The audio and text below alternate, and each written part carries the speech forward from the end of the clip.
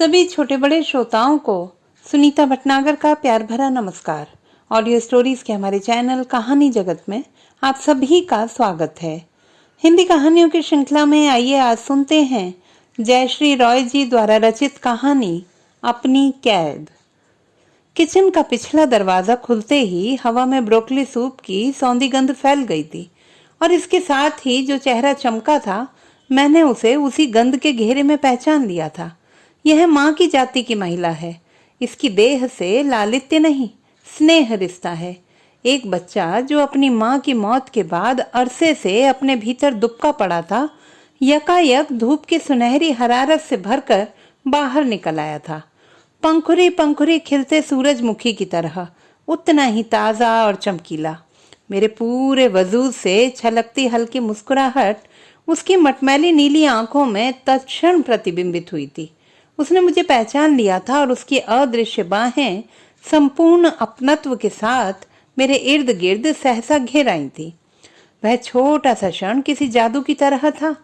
एक नन्ही सी परिधि में मेरा गत आगत अनायास सिमट आया था, ममता की गोद में सुरक्षित बच्चे की तरह। राहत की उस गहरी अनुभूति में होते ही मुझे ख्याल आया था, कितना थका हुआ हूं मैं। महीनों की जगार, दुख में घुली शून्यता और बरसे न बरसे आंसू मुझे एकदम से घेर लेते हैं। मैंने उससे लकड़ी काटने का बिजली से चलने वाला औजार उधार मांगा था और उसने दिया भी था, मगर उससे पहले अपनी किचन में बुलाकर बैठाया था। वह हमारी नई पड़ोसिन थी। पिछले हफ्ते ही वे लोग इस किराए के मकान में रहने के लिए आए थे। लोग इस मकान को भूतहा कहते थे।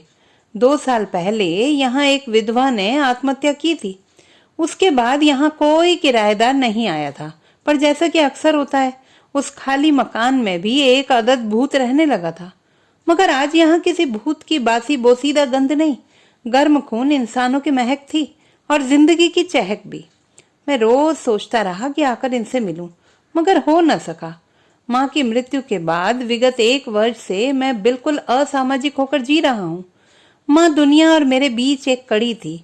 जो था उनसे था, अब जब वे नहीं रही तो कुछ भी नहीं।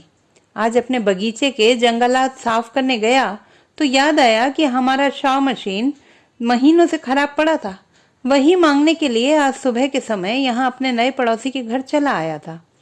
वह घर में अकेली थी शायद। छोटे से किचन टेबल पर बैठकर मैं खिड़की पर उड़ती धूप की तितलियों की ओर देखता रहा था। लेस के पर्दों के पीछे दिसंबर का गहरा नीला आकाश ठिठुरा सा प्रतीत हो रहा था। हवा में पाइन की ताजी गंध थी। एक ताजा और कच्चे रेशम सा उजला चमकीला दिन। इस घर में जिंदगी है, हर तरफ पारे की छोटी छोटी चमकदार बूंदों की तरह। स्टोव पर उबलते सूप की देगची में, मेज पर पसरी गर्म धूप के टुकड़े में, उसकी कलाई में कभी कभार बज उठती चूड़ियों की ठुनक में गुनगुनाती थी राती। मैंने एक गहरी सांस ली थी, दोनों फेफड़ों में भरकर। आह, सुकून, घर, औरत, माँ। वह सामने बैठकर जिंजर केक का एक टुकड़ा काटती है और मेरे सामने छोटे से चौकोर प्लेट में परोसती है। आज ही बेक किया है। आर्ची मेरे बेटे को बहुत पसंद है। स्कूल से आते ही देखना टूट पड़ेगा। केक के हल्के गर्म टुकड़े में चम्मच चलाते हुए मैं उसकी फीकी हड़ियल उंगलियां देखता हूँ। उंगली में घिसकर बेजान पड़ गई शादी की अंगूठी दुबली उंगली में ढीली होकर निरंतर घूम रही है। छंटे हुए रंगहीन नाखून के नीचे की त्वचा हल्की पीली है। क्या कुछ कहती रही थी वह। हल्के बजते जल तरंग की तरह उसकी आवाज मीठी और ठुनक भरी। मेरी कॉफी में क्रीम डालकर वह शुगर क्यूब के टुकड़े उठाते उठाते ठहर गई थी। मैंने मना कर दिया था, नहीं, मैं नहीं लेता। वैसे मैं क्रीम और दूध भी नहीं लेता कॉफी में। बहुत अच्छा करते हैं, मैं भी परहेज करती हूँ, मधुमेह है। लकड़ी की बोर्ड पर सब्जियां काटते हुए उसकी रीढ़ की हड्डियां गाउन के ऊपर चमकने लगी थी। वह मेरी माँ की तरह ही दुबली थी। वैसे ही पानी में घिस गए चिकने पत्थर सा चेहरा और उस पर उभरी गाल की हड्डियां हमेशा खुबानी की तरह दहके हुए, जैसे ज्वर में हो। पनियाई आंखों में तैरती धूप और बादल के सांवड़े टुकड़े। उस दिन उसके घर से बहुत भारी और बहुत हल्का होकर लौटा था। लगा था जो खो गया था वह वापस मिल गया है। यह मिलना एक दूसरी तरह का अभाव मेरे भीतर पैदा कर गया था। अपना सूना घर और सूना लगा था। अनायास सब कुछ खो देने की प्रतीति मुझे अवसन्न कर गई थी। लगा था मेरे घर की जिंदगी मेरे पड़ोस में चली गई है। मेरी माँ शैरोन, दो गडमड चेहरे जल में हिलते सेवार की तरह धीरे धीरे मेरे अंतस में डूब गए थे। उस दिन घर लौटकर मैंने देर तक पानी नहीं पिया था। मैं अपने मुंह में उस जिंजर केक के तीखे तीते स्वाद को बचाए रखना चाहता था। माँ के बाद हमारी रसोई का पारंपरिक तंदूर और सूप बनाने की कांसे की भारी पैंदी वाली केतली ठंडी पड़ी थी। गले तक राख में मुंदी कमरे की अंगीठी का भी यही हाल था।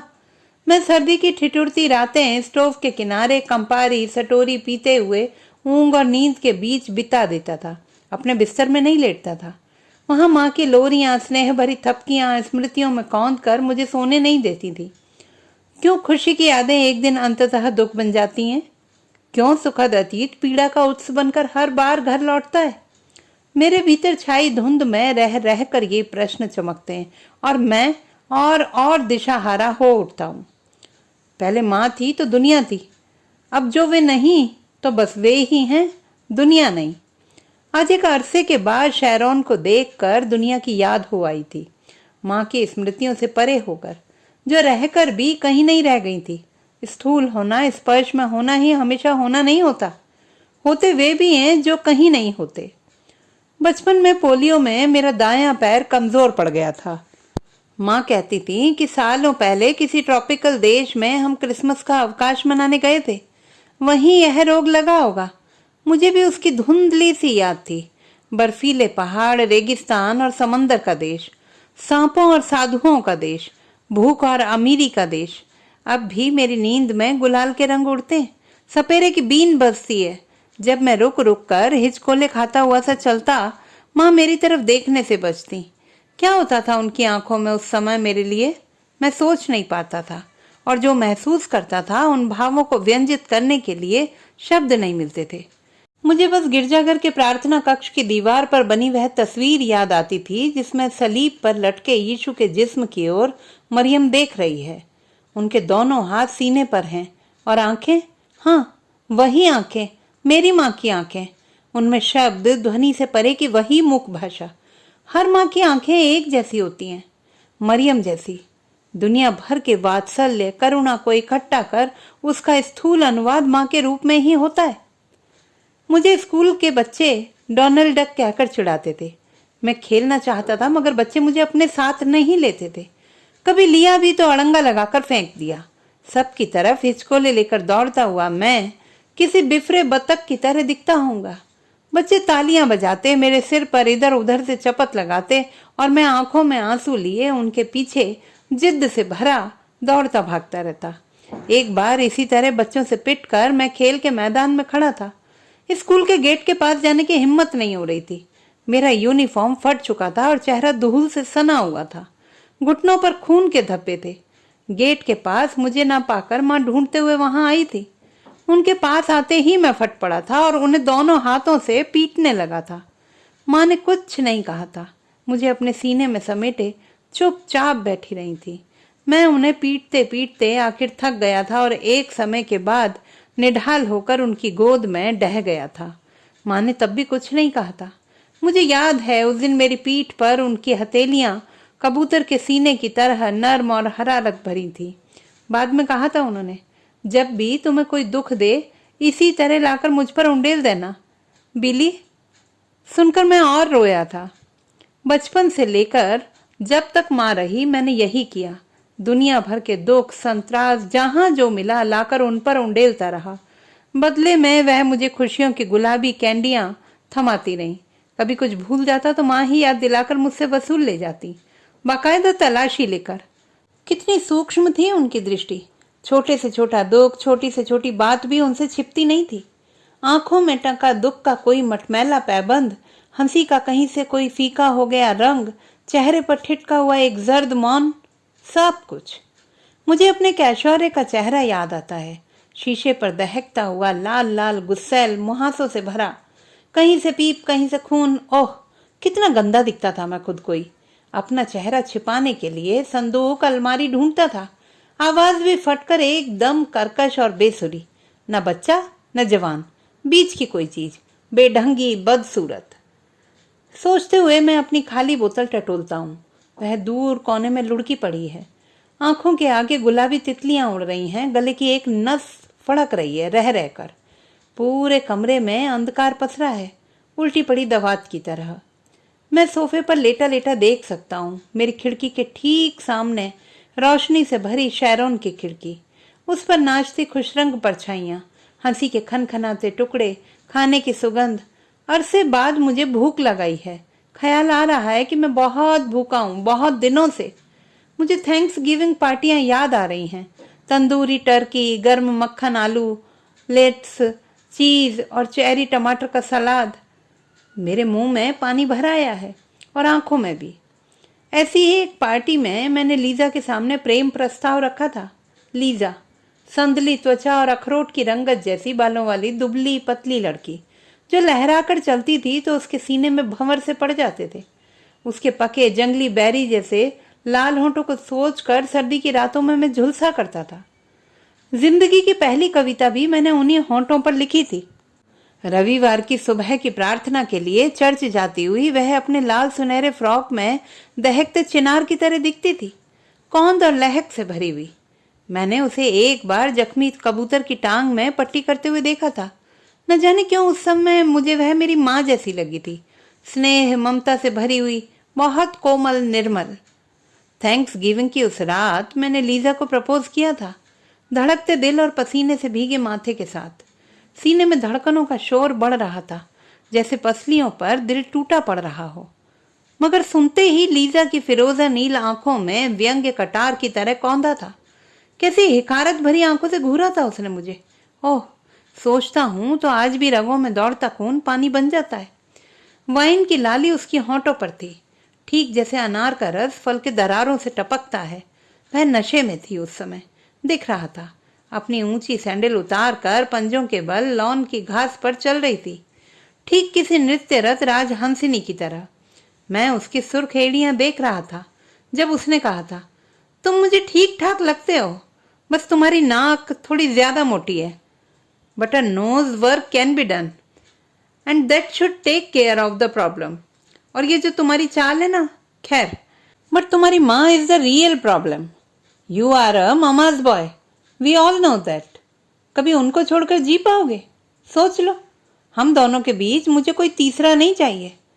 अपने सीने की जकड़न को महसूसता हुआ मैं वहां खड़ा था। बुझते हुए अलाव के पास आग की सुनहरी लपटें देर हुई सुर्ख टुकड़ों में तब्दील हो गई थी। माथे पर मैपल वृक्ष के कासनी पत्ते हजारों जुगनू की तरह झिलमिला रहे थे। हवा चलती तो लगता तेज बौछार के साथ पानी बरसने लगा है। लीजा की आंखों में धधकती वितृष्णा मुझे नील कर गई थी। मैं सोचना चाहता था मगर शून्य होकर रह गया था। माँ शब्द का उच्चारण उसने जिस हिकारत के साथ किया था, मेरे भीतर जहां जो कुछ भी अच्छा और कोमल था उसके लिए एकदम से मर गया था, ठीक जैसे कोई प्रांजल नदी यकायक रेत की ढूंहों में तब्दील हो जाए। मेरे जीवन में किसी औरत के प्रति आकर्षण का वह आखिरी दिन था, बहुत त्रासद भी। रात भर रोया था माँ की गोद में छिपकर। उनका एप्रन भीग गया था पूरी तरह। थपकती रही थी वे मुझे बिना एक शब्द कहे। बहुत देर बाद एक ही बात कही थी, ये सब बड़ा होने का ही हिस्सा है बिली, एक दिन तो यह सब होना ही है। सुनकर मैं बिफरा था, तो फिर मुझे कभी बड़ा ही नहीं होना है।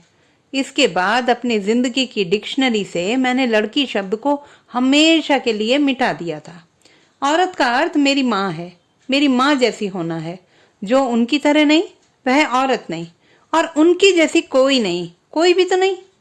मैं किचन में स्टोव के किनारे ही सारी रात सोया रह गया था।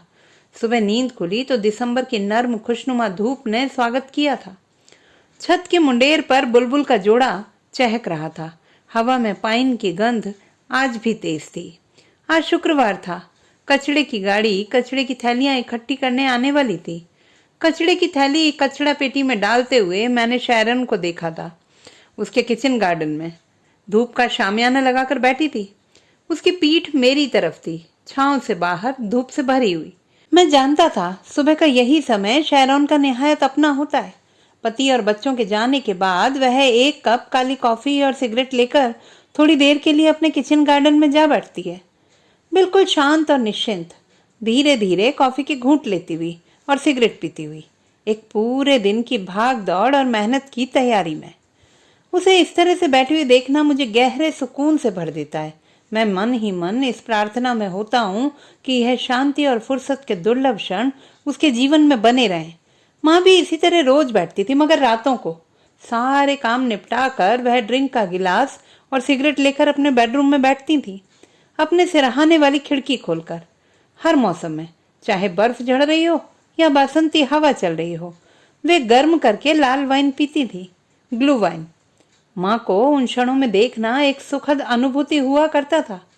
सिगरेट की कश लगाती हुई वे कितनी समर्थ, कितनी शक्ति संपन्न लगती थी। सारे दिन सख्त जूड़े में बंधे उनके गहरे नशवार रंग के बाल उस समय उनके कंधों पर अलस बिखरे रहते। मैं अक्सर माँ के खूबसूरत पैर अपनी गोद में लेकर बिस्तर के पायताने बैठा रहता था, मगर माँ मुझे देखकर भी नहीं देखती थी। न जाने उनका ध्यान कहाँ होता था।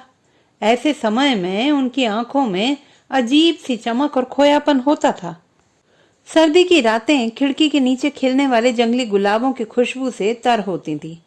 कुहासे में लिपटा चांद बगीचे के छोटे से तालाब की सतह पर चमकता रहता।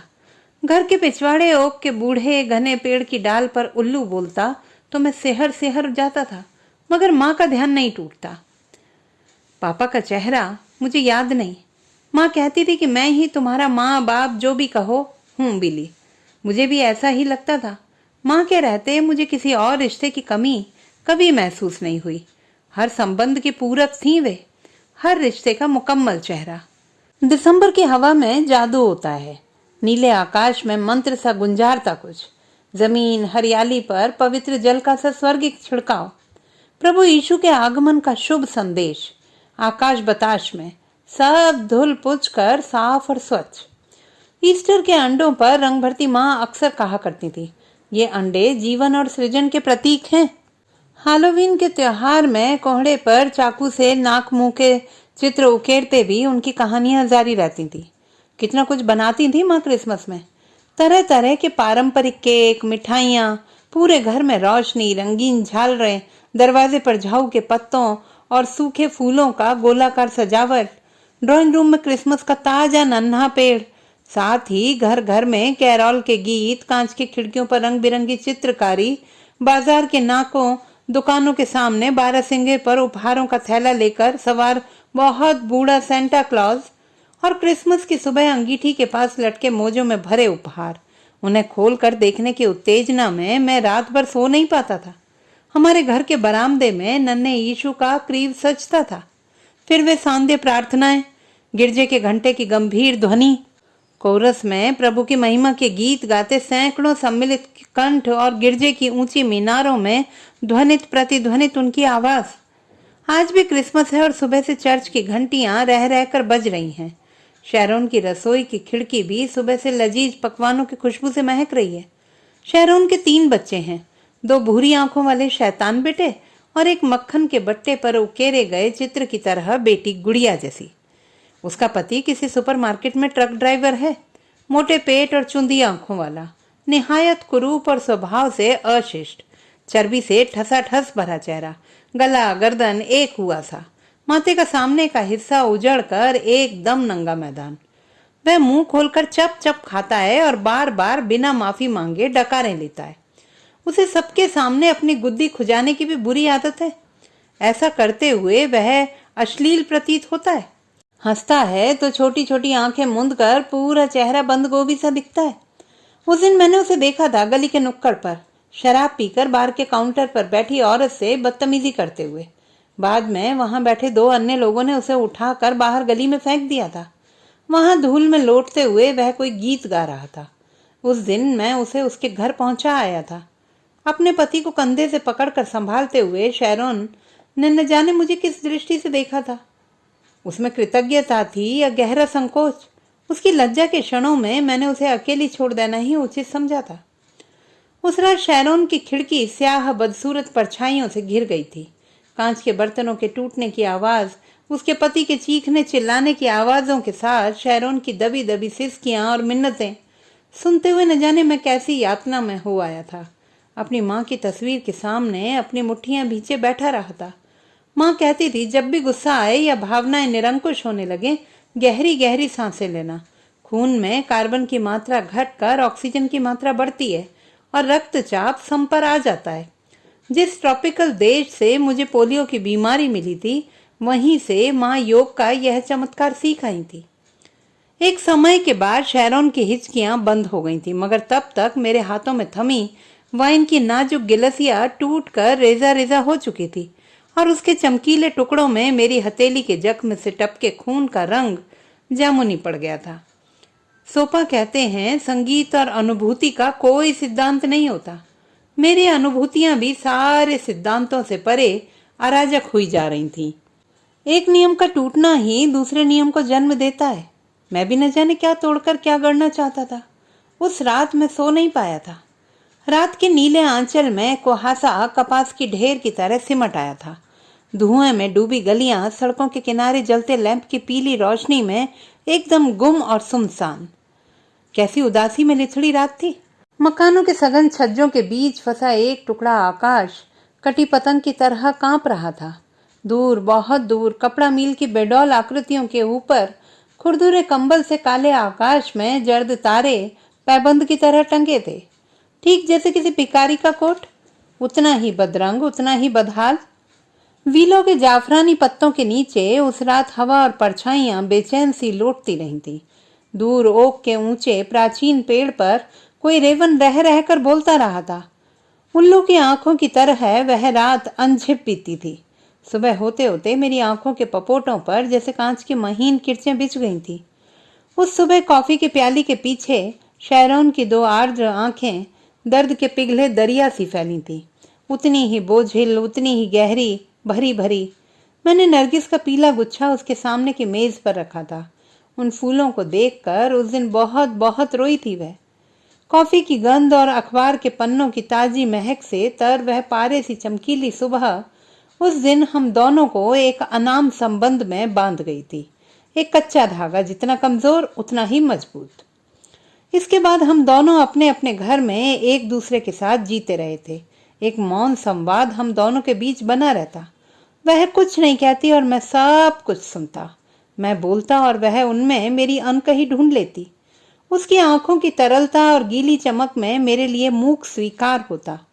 खास मौकों पर उसके घर से आए पकवानों में उसकी कृतज्ञता व्यक्त होती रहती। मैं कुकीज के खस्ता टुकड़ों से आती दालचीनी की गंध में उसकी खुशी महसूसता और एक अनाम स्वाद में डूब जाता। उसके लिए छोटे छोटे काम करते हुए मुझे जैसे कोई बड़ा इनाम मिल जाता था। उसके बच्चों के साथ छुट्टी के दिनों में मछली पकड़ने जाते हुए, उसके शराबी पति को किसी गली नुक्कड़ से उठाकर लाते हुए, उसकी लॉन की घास साफ करते हुए, इन सारे कामों का पुरस्कार वे दो आंखें थीं जिनकी दृष्टि में मेरी माँ की स्मृति समाई हुई थी। मैं उसके लिए हर वह काम करने की कोशिश करता जो मैं अपनी माँ के लिए नहीं कर पाया था। माँ कहती थी, बिली तब बड़ा होगा जब मैं मर जाऊंगी। अब जब मैं बड़ा हो गया हूँ, मैं चाहता हूँ कि माँ फिर से ना मर जाए। अब मैं बहुत शराब नहीं पीता। सुबह उठ जाता हूँ, नहाता हूँ, दाढ़ी बनाता हूँ, साफ सुथरे कपड़े पहनता हूँ और इस प्रतीक्षा में बैठ जाता हूँ कि शैरोन के किसी काम आ सकूं और मेरा दिन बन जाए। शहर में हमारी एक दुकान है, उसके किराए से मेरा गुजर हो जाता है। माँ के बाद दोबारा काम में लौटने की मनह स्थिति में अभी तक नहीं हो पाया था मैं। इस बरस का पतझड़ भी अजीब था। एक साथ इतने सारे रंग, जैसे वन प्रांत में रंगों की पिचकारियां छूट रही हों। धूसर होती धूप में किसी गीली पेंटिंग की तरह फागुन के दिन देर तक चमकते। मैं शैरोन और उसके बच्चों तथा उनके झबड़ेले कुत्ते के साथ शाम को जंगलों में दूर दूर तक निकल जाता था। शुगर मेपल के पत्ते इन 25 दिनों तक पीले, नारंगी, लाल रंगों में नहा जाते। पहाड़ी झरने के आसपास फैले ऐश के पेड़ पीले के साथ गाढ़े बैंजनी में डूबे होते।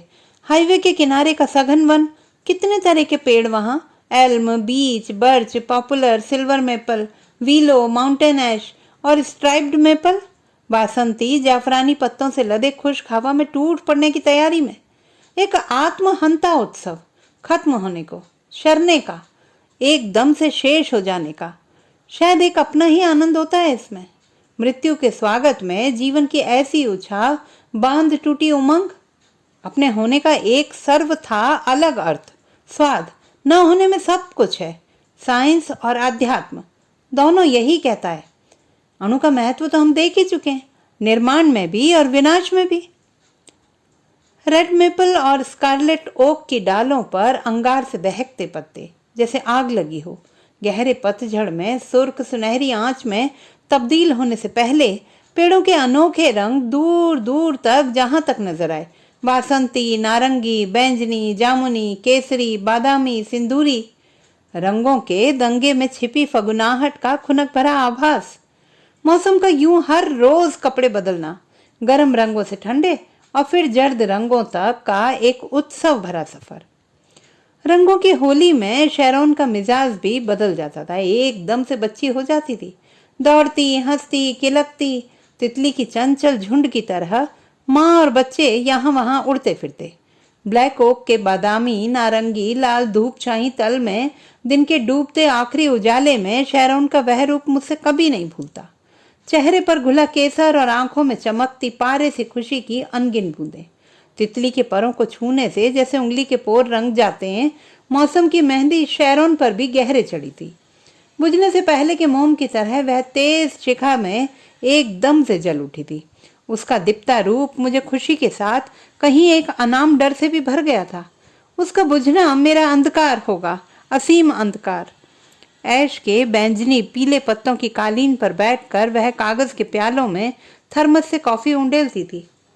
शाम की हवा उसकी गंध में भीग कर तर हो जाती थी, साथ ही मेरा मन भी।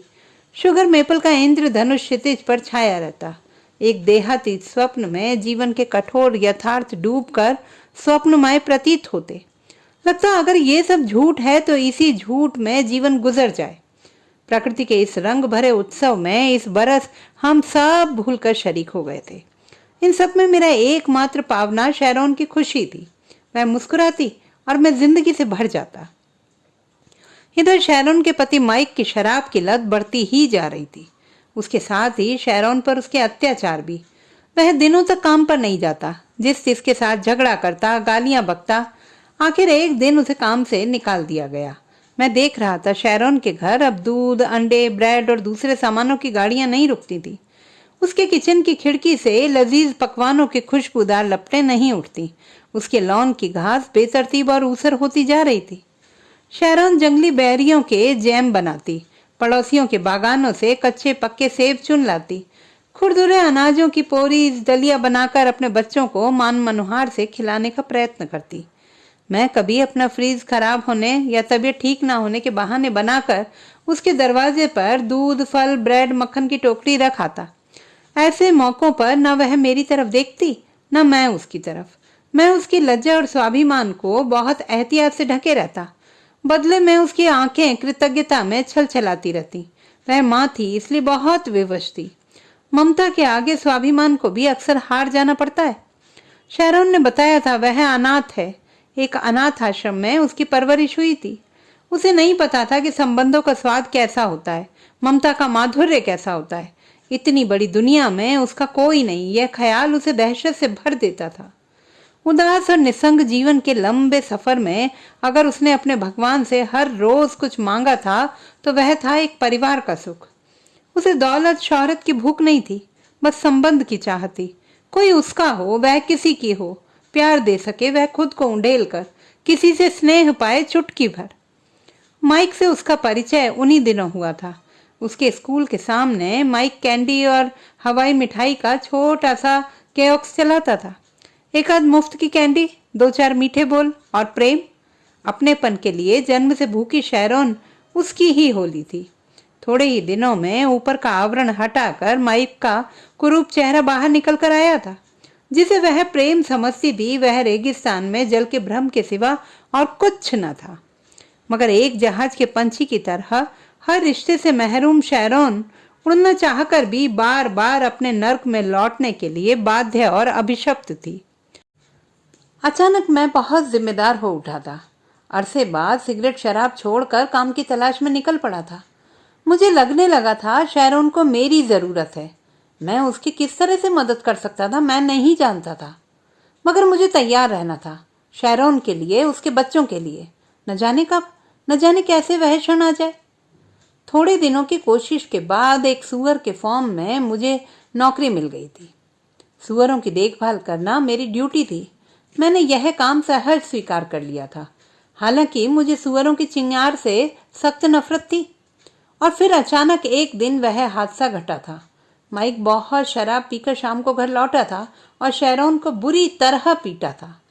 शैरोन के एक कंधे की हड्डी उतर गई थी और पूरा जिस्म बेल्ट के प्रहार के लाल नीले धब्बों से भर गया था। उसे पीटते पीटते माइक खुद बेदम होकर गिर पड़ा था और उसे खून की उल्टियां आनी शुरू हो गई थी। उसका लीवर फट गया था। शराब की वजह से उसे सिरोसिस था। शाम को काम से लौटते हुए मैं शैरोन के परिवार के लिए सुअर का ताजा मांस और खुबानी का टुकड़ा ले आया था। उन्हें पहुंचाने शैरोन के घर गया तो वहां दोनों को फर्श पर अचेत पाया। बच्चे ट्यूशन से तब तक लौटे नहीं थे। वह रात बहुत भारी थी हम सब पर। अस्पताल में डॉक्टर ने बता दिया था माइक के बचने की कोई उम्मीद नहीं है। उसका लिवर पूरी तरह से नष्ट हो चुका था। अब बस कुछ ही समय की बात थी। बच्चे घर में अकेले थे, अतः शैरोन को घर लौटना पड़ा था। वैसे भी उसकी हालत वैसी नहीं थी कि वह अस्पताल में रुक सके। उसे उसके घर पहुंचाने में साथ गया था। उस दिन शाम से बारिश हो रही थी। पूरा आकाश स्लेटी चट्टान में तब्दील हो गया था। गीली सर्द हवा में घास और काई की गंध भरी हुई थी। सांवले दिन पर शाम का नील बहुत जल्दी उतर आया था। एक हाड़ मज्जे तक उतर कर शून्य करता अवसाद भरा दिन। शैरोन के तीनों बच्चे एक दूसरे से लिपटे अपने कमरे में पड़े हुए थे, डरे हुए पपीज की तरह। शायद सो गए थे। शैरोन ड्राइंग रूम के काउच पर निढाल पड़ी थी। अंगीठी की बुझती बुझती आग में उसका चेहरा राख की ढेर सा लग रहा था। बस दो आंखें थीं जो जिंदा थीं, दर्द से लिथड़ी हुई।